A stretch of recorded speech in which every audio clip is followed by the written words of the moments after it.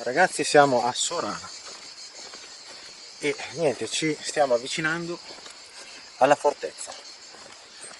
Adesso vi faccio vedere perché praticamente è di fronte a noi. Speriamo di poter entrare. Ma speriamo, faccio vedere.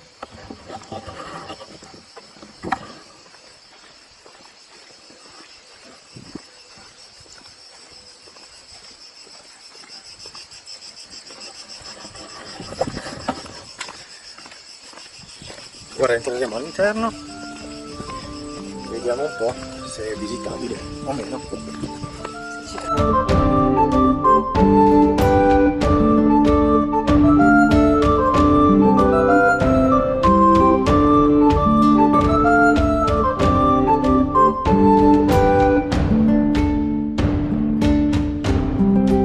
Questa era la piccola piazza delle Armi, proprio dove all'hotel c'erano le stanze dei soldati.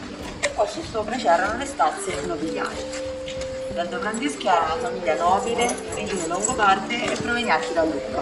Possedevano vasti feudi, dunque vasti terreni, castelli, soprattutto nella Maremma, tra il confine della Toscana e il Lazio, e nella parte marittima, possiamo dire da Talamone fino a Montanto di Castro. E questo era importante perché la parte sul mare significava commercio e dunque ricchezza. Dunque era ambita da tanti nemici, diciamo, soprattutto orbietani e senesi che non avevano questo affaccio, questo sbocco sul mare. Poi nel 1393 l'ultima erede degli Aldobrandeschi si sposa con Romaggi Gentile Orsini e tutto questo complesso passa in mano alla famiglia Orsini. Da qui in poi facciamo un po' un salto nel tempo, dunque parliamo del fine 1400, inizio 1500. Parliamo di uno dei più importanti degli Orsini, che era Gianfrancesco Orsini, che decide di ampliare la struttura e costruire tutta questa nuova parte che ora andremo a scoprire, insieme a un architetto, Anton Maria Lari.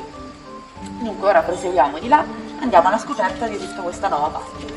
Inizialmente il maschio, che è questa parte frontale più imponente, e ai lati abbiamo i due bastioni, bastione San Pietro e bastione San Marco. Inizialmente era la dimora degli Aldobrandeschi, dunque abitavano proprio là e fungeva, diciamo, da torre di avvistamento. Perde poi questa funzione quando viene costruita la prima struttura medievale.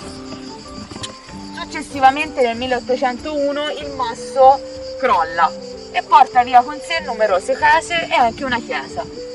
Viene ricostruito, diciamo che prima era molto più grezzo, si vedeva di più il tufo. Viene ricostruito, abbassato e levigato. Intanto potete andare da soli sulla sinistra perché c'è un vicolo cieco. In fondo c'è una feritoia, guardate da là così magari vi rendete un po' conto da soli di dove buca. La stanza della morte.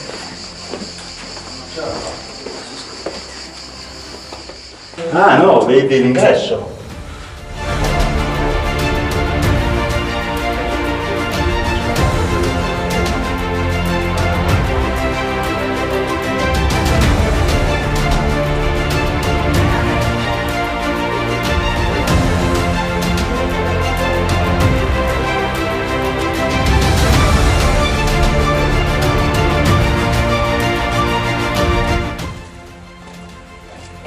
Erano i telefoni dell'epoca, perché dal quinto livello comunicavano le notizie fino al primo livello e si sentiva tutto benissimo. Il secondo livello è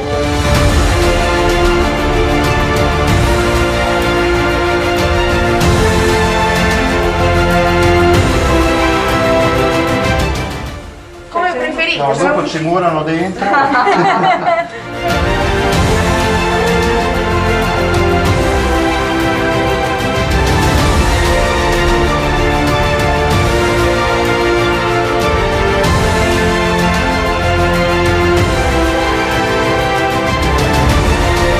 Qua vediamo la fine dei famosi telefoni che dicevamo prima. Dunque dal quinto livello del terrazzamento la notizia arrivava fino a qua sotto. Questo è il primo livello e come vedete è un po' differente dagli altri livelli dove eravamo sopra. Qua ci sono delle finestre. Questo livello è stato modificato successivamente. Diciamo che gli orsini si indebitano, causa lotte interne fra di loro e rivolte popolari. Volevano comunque rimanere uomini di onore e vendono tutto ai medici. I medici non sanno come trovano una situazione di degrado, non riescono a far partire bene l'economia. Tutto poi successivamente passa in mano a Lorena. I Lorena più ingegnosi, diciamo, più astuti, riescono a modificare tutta questa struttura in un'azienda agricola, una grande fattoria.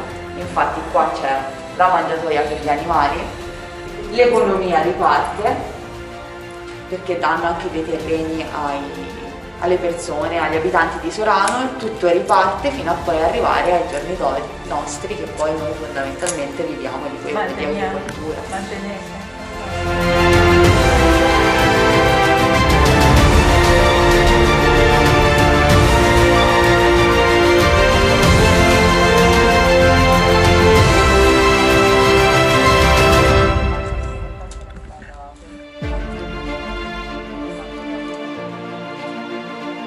Passato.